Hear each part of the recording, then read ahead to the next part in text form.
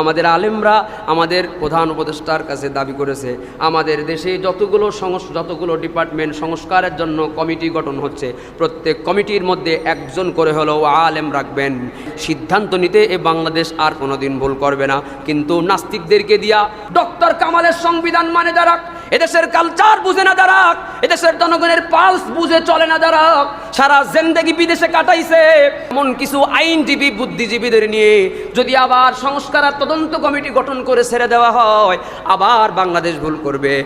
আলেমদের নেতৃত্বে যদি বাংলাদেশের সংস্কার কমিটি হয়, সংবিধান প্রণয়ন হবে নতুন করে, এই সংবিধান প্রণয়নকারীদের মধ্যেও যদি কয়েকজন মুফতি সাহেবকে রাখা হয় তাহলে বাংলাদেশ নতুন করে আর কোনো ভুল করবে না।